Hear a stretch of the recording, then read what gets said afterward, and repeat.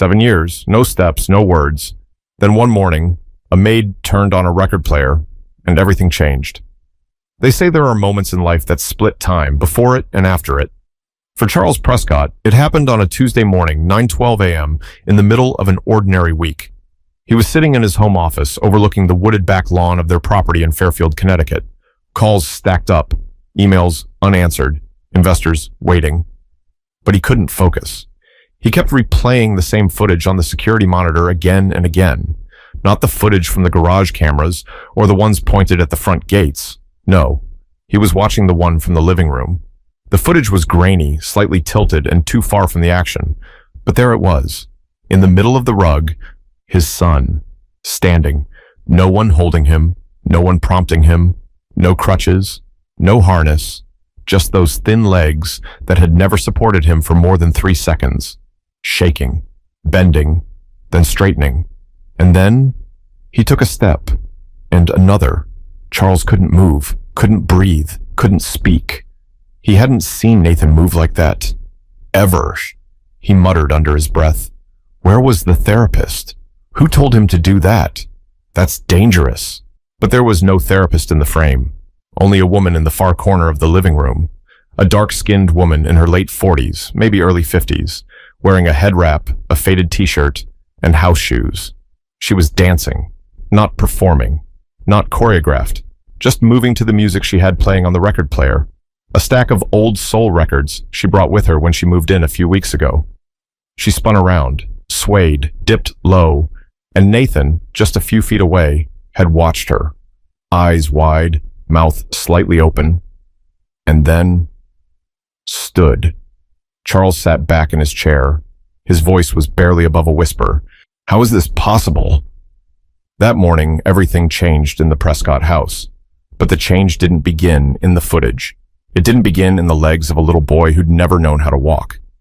It began days earlier, with a silent child, a frustrated father, and a maid who never raised her voice. The boy, Ellis Prescott, had lived 7 years in silence. Not completely mute, no, but quiet in a way that unsettled adults and confused his peers. He never laughed, not loud anyway. He never screamed, even during physical therapy. He didn't cry when he fell out of his chair last summer and split his lip open. Instead, he stared, always watching, always listening, always still. Dozens of therapists tried to connect with him. Specialists came in with toy boxes, hand puppets, and brain scans. Nothing stuck. Charles wrote checks so large they didn't even bother to invoice him anymore.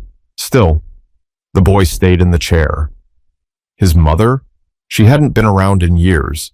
She left when Ellis was 2, unable to accept what the doctors had said, that her son would likely spend the rest of his life with limited mobility, no independent walking, and even less emotional expression. She left, and Charles buried himself in work, until the work started to feel like noise, too. The only person who stayed was Alma, the housekeeper, but even she eventually said she was too old to keep up with everything. That's when she recommended someone. A woman she said was different. Not a nurse, not a nanny, just a woman who'd been through some things and knew how to keep a house in order. Her name's Monica Traylor, Alma had told him. She's not fancy, but she's got heart. Charles didn't care about heart. He needed someone who could follow rules, keep a schedule, keep the place clean, and not make things worse. Still, he nodded. A week later, Monica showed up. With a suitcase full of secondhand clothes, a crate of vinyl records, and a photo of 2 boys in a plastic frame. Ellis didn't say a word to her when she arrived. She didn't say much either, just looked at him, smiled gently, and said, "You don't have to talk to me, baby. I'll just talk to you." And she did. Every morning, every afternoon, and into the quiet of the evenings, Monica filled the air with her stories. Stories of Macon, Georgia, of raising 2 boys without a husband, of working double shifts at the diner, of scraping by, and of singing. Always singing. Not loud, not pushy, just there, just consistent. Charles barely noticed, until that morning, when Ellis stood. But what Charles didn't know yet was that Ellis hadn't just stood because Monica danced. Something much deeper had happened in the days before. The first thing Monica noticed about Ellis wasn't his wheelchair, it was his eyes. She called them old man eyes, not in a cruel way, but in the way Southern folks say when a child seems to carry something heavy before his time. There was something behind his stare, not blank, not empty, just held back, like he was waiting on the world to show him a reason to care. He watched everything, everyone. He noticed when Monica moved the cereal from the second shelf to the first. He noticed when she folded the towels different from Alma. He noticed the way she hummed low while she cooked. He never said a word, but she saw it. His head would tilt ever so slightly when she walked by, always watching. It didn't bother Monica. In fact, it reminded her of her youngest son, Lennel. Lennel used to sit quiet just like that, she said one morning while cracking eggs into the skillet. Didn't speak till he was 4. Would just sit there with his big ears and wide eyes, taking it all in like he was grading the world. Ellis blinked, but said nothing. She smiled to herself. Of course, once he started talking, he didn't stop. Used to wake up just to tell me dreams he had. One time he dreamt our dog robbed a bank with a popsicle stick. I told him, boy, that's the dumbest thing I ever heard. From the hallway, Ellis let out a small breath. It might have been a laugh. Maybe. Monica didn't push it. Instead, she kept talking to the boy like he talked back. She talked while she dusted, while she scrubbed the baseboards, while she ran her mop in long, slow swipes like she was painting the floor. She told him about the time Lennel tried to fry bacon with the iron, about the summer the AC broke and they slept with wet towels on their backs just to cool off, about her mama's peach cobbler and how she could never get it quite right. You know what I learned? She said one afternoon as she peeled sweet potatoes at the sink. People act like talking is the same as connecting, but most times it ain't. Some folks talk just to fill up space, but you... She looked over her shoulder toward the boy sitting in the entryway. You listen. I can feel it. Ellis didn't look away, just nodded, barely. Monica smiled, eyes misty. That nod meant more to her than any full sentence ever could. The days rolled by slow but steady. Monica started putting on her music when she cleaned. Real records, scratched and worn. She'd bring out the old Crosley she kept in her room and let it play in the mornings. Sometimes Sam Cooke. Sometimes Aretha. Sometimes the Staples singers. She didn't play them loud, just enough to hear the lyrics fill the room like warm butter. Ellis would sit by the door, not in the way, not asking for anything, just there, watching her move as she wiped windows, sang off key, and danced around the coffee table with a rag in one hand. One day, she looked up and caught him tapping his fingers on the side of his chair, barely moving. But there it was, a beat. Boy, she said, you got rhythm in there, don't you? He froze, looked up, eyes wide like he'd been caught stealing. She didn't laugh, didn't make a fuss, just said, that's good, that's real good. The next day, she left the living room door open a little wider, turned the record up just a notch louder, and when she danced a little slower, like she was waiting for someone to follow her steps. He didn't, not yet, but he watched. Meanwhile, Charles barely noticed the shift happening in his home. He'd grown used to silence, trained himself to ignore the echoes of a house that had grown too large for its family.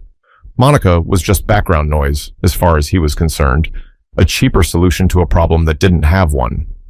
Is she doing what I asked? He asked his assistant Gina one day over the phone. She's on schedule. Meals are on time. House is spotless. And Ellis seems calmer. Good. Keep her on for now. He didn't ask how she was doing it. He didn't care. But Ellis did. Because every word, every story, every off-key note that floated from Monica's mouth planted something deep in the boy's chest. Not hope. Not yet. Something quieter. Familiarity. The feeling that someone saw him and wasn't afraid. But familiarity can turn into something else fast, especially when the right song hits at just the right moment. Monica Traylor didn't grow up planning to be anybody's housemaid. She wanted to be a school teacher, a first-grade teacher to be exact. Kids that age still believe in magic, she once said, and they still think grown folks know everything. But life didn't go as planned. Nothing ever did after the car accident. It was 2007. Her husband, Leonard, was driving her and the boys home from church on a rainy Sunday in Bibb County, Georgia. A delivery truck ran a red light at Pio Nono Avenue and crushed their old Honda Civic on the passenger side. Leonard died on impact. Monica woke up 3 days later in a hospital bed with a bruised rib, a dislocated shoulder, and a 4-year-old who wouldn't speak anymore. That 4-year-old was Lennel. Her other son, Kendrick, had been in the back seat and made it out without a scratch. Physically. Emotionally, though, different story. Monica had to rebuild her life from scratch, moved in with her sister for a while, took jobs nobody else wanted, dishwasher, motel laundry, even a part-time janitor at the courthouse. She never complained. But what she did do, every single day without fail, was talk to her boys. Even when Lennel didn't talk back, even when Kendrick started skipping school and rolling his eyes at everything she said, she kept talking and singing and loving them, loudly and patiently. "I know what silence feels like," she told Ellis one day while she dusted the banister. "But I also know silence ain't the end of the story, not if somebody still talks to you like you're in the middle of it." So when Monica came to work at the Prescott estate, she didn't bring a degree. She didn't bring a polished resume or a certification in early childhood development. She brought what she knew, that even the quietest children are listening, that people heal when they feel seen, and that sometimes the most powerful medicine is consistency. Monica's first few days in Connecticut felt like being dropped on a different planet. Big white house, gravel driveway longer than the street she grew up on, doors that opened with fingerprints, a fridge that talked. She'd walked through the kitchen her first night and whispered, "This place got more buttons than a space shuttle." Still, she never let it shake her. She found her rhythm quickly. 6:30 a.m. coffee, 7 o'clock breakfast prep, vacuum the East Wing by 9, bedrooms by noon. Every day like clockwork. But what she paid most attention to was Ellis. She learned that he liked his eggs scrambled soft, not firm. That he preferred toast cut in triangles. That he never wore socks unless they were dark blue. That he hated overhead lights and preferred the curtains cracked open just enough to let in the sunlight. It wasn't coddling. It was noticing. And Ellis noticed her noticing. One night, she was cleaning up the kitchen when she felt a tap on her elbow.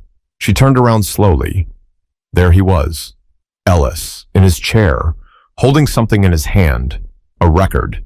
It was Otis Redding. She smiled and took it gently. "You want me to play this tomorrow?" Ellis gave the tiniest nod. "All right then," she whispered. "We'll give Mr. Otis a spin." The next morning, as promised, Monica placed the record on the player. The soft, gravelly voice of Otis filled the room. Monica, wearing her house slippers and an old apron, began to sway. She didn't look at Ellis, not right away. She wanted him to feel the freedom without pressure. She wanted him to just be there in it. So she moved. She stepped from left to right, hands in the air, eyes closed. She twirled once, then twice, and when she opened her eyes, Ellis was there, on the threshold, not just in his chair, standing beside it, hands gripping the armrest like he'd just climbed out of a storm, legs shaking, face pale. But his eyes were locked on her. "Baby," she whispered, "don't be scared. I'm right here." He didn't fall, he didn't run, he just stood. Monica didn't run toward him, didn't panic. She just started dancing again, slow, soft, patient, like the floor was telling a story they both knew. And Ellis took one step, then another, and then dropped slowly back into the chair, exhausted, panting, cheeks red, but smiling. That was the first time she saw him smile. She didn't scream, didn't call anyone, didn't even clap. She just walked over, knelt in front of him, and said, "Told you, silence ain't the end of your story." But Monica didn't know that the entire moment was being recorded, and someone else in the house would see it before she had a chance to explain. Charles hadn't meant to check the cameras that morning. He only pulled up the feed because the alarm company pinged him about a low battery warning in Zone 3, living room east wall. Basic maintenance, nothing serious. But when he tapped the video tab on his tablet and rewound 10 minutes just to check, he froze. There was Monica, dancing in front of the coffee table, and Ellis, standing. His jaw clenched, his eyes narrowed. He tapped the screen to rewind, then again, and again, watching it like it might disappear if he blinked too fast. He didn't smile, he didn't cry, he didn't even breathe for a good 10 seconds. He tapped the intercom. "Gina, my office, now." His assistant, barely 3 sips into her tea in the kitchen, hustled upstairs. What's wrong? She asked, already bracing herself for bad news. Charles spun the tablet toward her. Watch. She did, twice. Is this recent? Timestamp says it's from this morning, about 30 minutes ago. She squinted. Where's the therapist? There is no therapist. That's Monica. Gina turned to him, eyebrows raised. That's Monica? Yes. And Ellis what, stood up like that? He didn't answer, because that was the question rattling around in his own head. Not just how Ellis stood up, but why now? Why her? He pulled up the footage from the past week. He didn't even realize how often Monica played music in that room, or how many times Ellis sat nearby, always in the background, always watching. He rewound to the day before. Otis Redding again. Monica moving, dust rag in hand, her back to the camera. Ellis sat still, but his hand tapped the rhythm against the side of his wheelchair. Charles blinked. That wasn't a coincidence. He called Alma. Did you say you recommended this woman? Alma, now retired and living with her niece in Waterbury, answered slowly. Yes, sir. Monica Traylor, from Georgia. You said she wasn't a nurse. No, but she's got more healing in her little finger than any doctor I ever met. She's doing things with Ellis I haven't seen in 7 years. Alma was quiet for a second, then said, Some folks carry light with them. They don't need training. They don't need permission. They just walk in the room, and something changes. Charles didn't like that answer. It sounded too much like magic, and he hated anything he couldn't explain. But when he looked at the footage again, at Ellis standing, on his own, no help, no prompting, it didn't feel like magic. It felt like Monica had seen something no one else had even bothered to look for. Meanwhile, Monica was in the laundry room, humming while folding towels. She had no idea she'd just triggered the biggest shift in that house in years. Ellis had rolled himself back to the window quietly. He didn't speak. He didn't mention the steps he took. Monica didn't either, but he watched her differently now, not just with curiosity, with trust. He followed her into the kitchen when she started dinner prep, rolled slowly behind her like a shadow. She didn't turn around. You want to help me cook? She asked. Silence. Then a whisper. Cut the carrots? She paused, frozen, slowly turned. He was holding a carrot in one hand and a child-safe knife in the other. She blinked. You just spoke to me. He looked down, almost like he didn't mean to. She walked over, gently placed her hand on his shoulder and said, You want to do the onions too? He nodded. Simple, real, quiet. She didn't cry. She didn't call anyone. Just passed him the cutting board and said, Be careful with your fingers, baby. They're the only ones you got. Upstairs, Charles was still glued to the monitor, watching Monica dance, watching Ellis rise, watching the moment the impossible became reality, right under his nose. He tapped the screen, paused it on Ellis standing mid-step. He didn't feel joy, not yet. He felt something he didn't expect, shame. Because this woman, a stranger, had reached his son in 3 weeks in a way no one else had in 7 years. And he didn't even know how. But soon, he would. Because later that night, he decided to confront Monica, and he didn't come with questions. He came with accusations. That evening, just past 7 p.m., the house felt different. Not because of anything anyone said, but because of what Charles Prescott was planning to say. He waited in the living room, sitting rigid in the same armchair he rarely used, facing the middle of the room like it was a courtroom. He didn't ask Monica to come in. He waited until she passed through on her way to tidy the den and spoke flatly. Monica, sit. She turned slowly, wiped her hands on her apron. He didn't look at her. She eased onto the edge of the sofa, quiet, calm, patient. Charles stayed silent for a few seconds too long. I saw the footage from this morning, he said finally. The camera, you and Ellis. She didn't react. I saw him standing. Still no reaction, just a slight shift in her breathing. Charles looked at her for the first time. You need to tell me what happened, what you did. Did you pull him up? Did you stage that? Monica's face stayed still. Sir? Was that safe? Do you realize how dangerous that could have been? What if he fell? What if... I didn't touch him. You didn't encourage it? I danced. He watched. That's all. Charles leaned forward. You expect me to believe my son stood up for the first time in his life? Just because you danced? Monica looked him in the eyes. No fear, no apology. I don't expect you to believe anything, sir, but I do expect you to listen. He didn't like that answer, but he didn't cut her off. She continued calm but steady. That boy's been surrounded by people who talk about him like he ain't in the room. Doctors, therapists, teachers, even you. I'm not saying they're bad. I'm saying they were looking at him for what he couldn't do, not what he might do. She leaned back just slightly, the only hint of emotion showing in her voice. I didn't push him. I didn't ask him to prove anything. I just showed up every day and treated him like a person, not a patient. Charles narrowed his eyes. And you think that's all it took? No, I think that's what he needed. There was a pause. He looked down at his hands, rubbed his palms slowly. Something in her words got under his skin. Not because they were wrong, but because they weren't. She stood up. I'm not trying to take credit for your son's progress, but I won't sit here and pretend he didn't take those steps on his own. I was just dancing. Charles stood too, slower. His voice dropped. I've spent millions on the best people money can buy.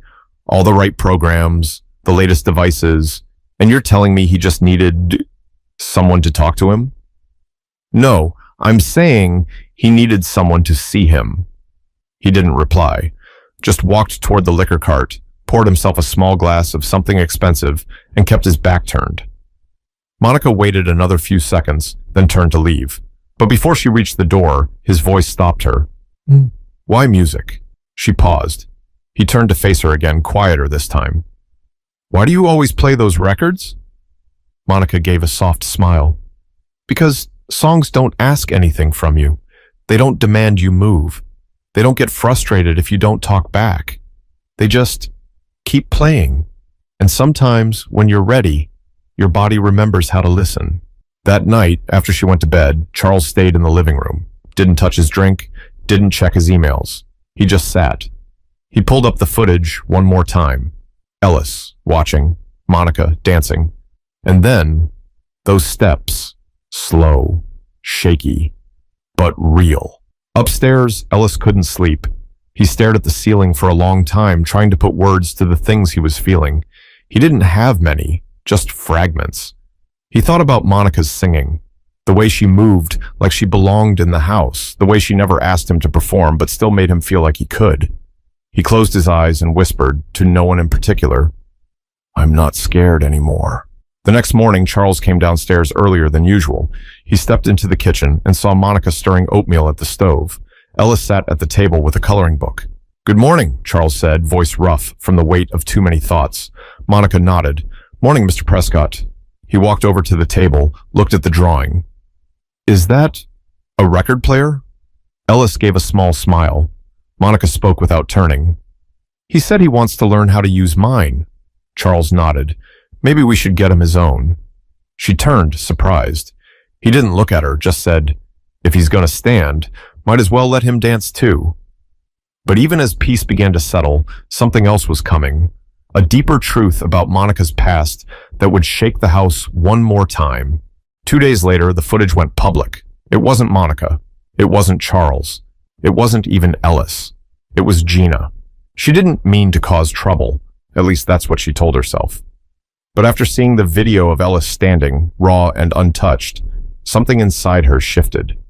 She'd followed Charles for years, watched him chase results and reputation like they were survival.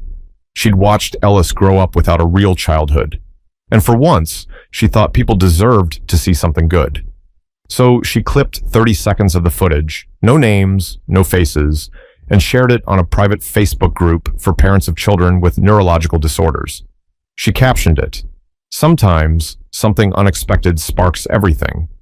She never imagined it would be downloaded, reposted, and viewed over 4 million times in 48 hours. The calls started first, news outlets, morning shows, pediatric researchers. Then came the comments, thousands of them. I'm crying. I've never seen anything so pure. Does anyone know who this is? I'm a therapist and I'm stunned. Is that Otis Redding in the background? Whoever that woman is, she's an angel. Please, someone help me find her. I want to thank her.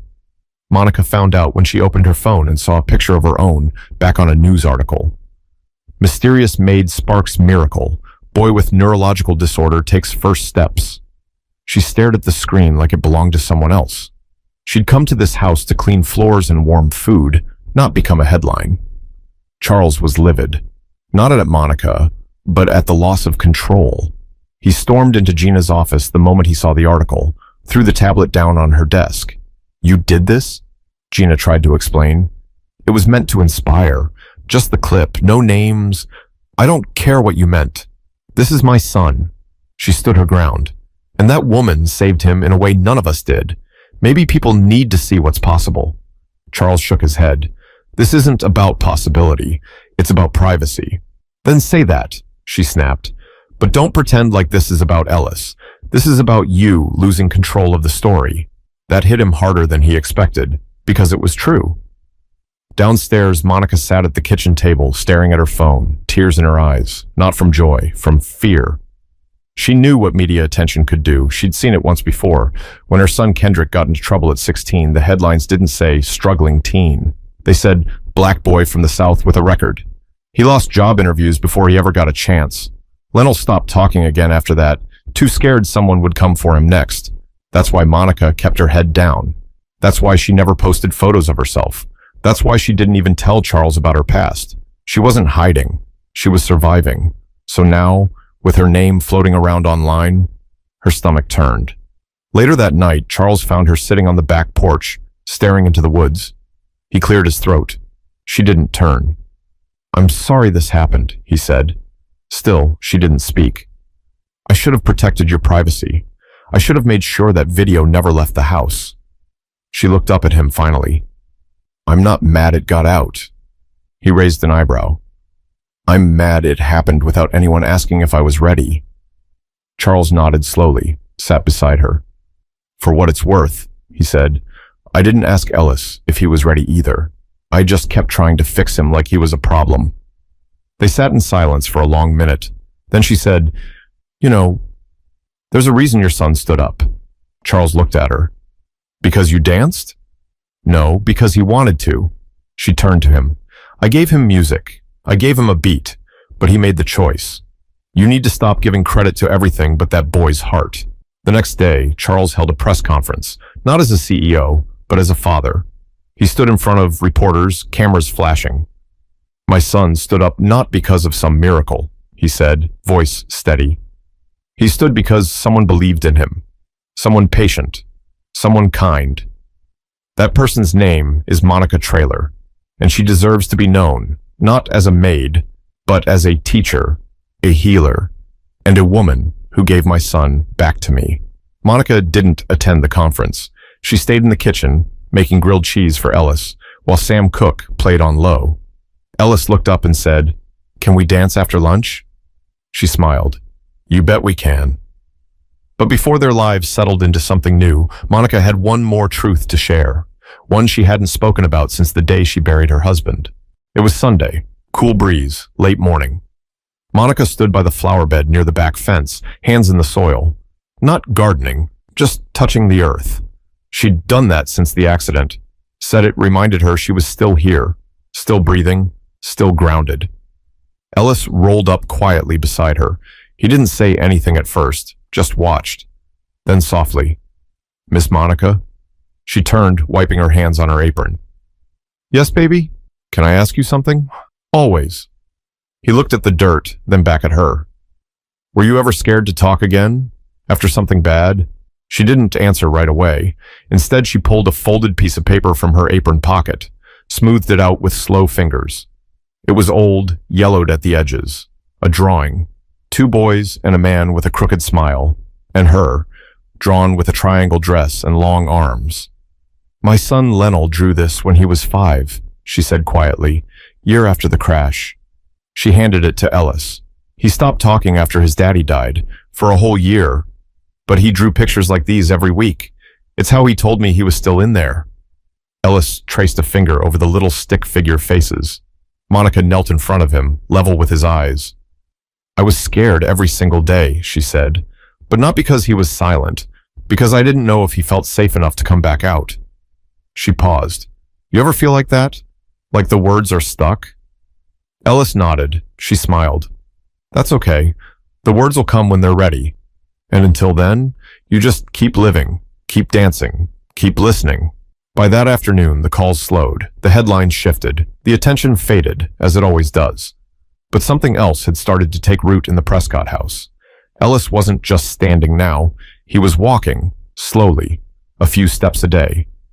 Some days were harder than others, but he kept trying. He was talking more, too. Short sentences, still quiet, but clearer, and always with Monica. Charles, for the first time in years, stayed home more. He stopped scheduling back-to-back calls, sat in the living room, listened to records, asked Ellis what he was drawing, even tried dancing once. It was stiff and terrible. Ellis laughed, loud, full-body kind of laugh. Charles looked at Monica and said, "That was worth more than any contract I've ever signed." She just nodded and handed him another record. 3 weeks later, Charles asked Monica to stay on full-time, not as a maid, as Ellis's companion, helper, whatever title she wanted. She smiled. "I'll stay," she said, "but no titles, just Monica." One night, after Ellis went to sleep, Charles and Monica sat at the kitchen table with coffee. He looked at her, then asked the question he'd avoided for weeks. "Why did you come all the way up here, from Georgia?" She stared into her cup for a long moment, then said, "Because after Linnell passed, I needed to feel like I could still reach somebody." He froze. "Linnell passed?" She nodded slowly. 3 years ago. Sudden asthma attack. Gone before the ambulance got there. Charles said nothing. What could he say? Monica looked at him gently. "I don't talk about it much. Still hurts too deep. But when Alma called me about this job, said there was a little boy who never smiled, I felt something pull me." Charles's voice was barely above a whisper. "You saved him." Monica shook her head. "He saved me." That night, Monica stood at the doorway of Ellis's room, watched him sleep, his legs curled, his chest rising slow and steady. She whispered, "Thank you, baby, for letting me in," and turned off the light. Sometimes, the people we expect the least from are the ones who change everything. Sometimes, healing doesn't come from a clinic or a manual. Sometimes, it's a song, a quiet room, a woman with tired feet and an open heart, and a boy who was finally ready to stand. If this story meant something to you, share it. You never know who needs to hear it today.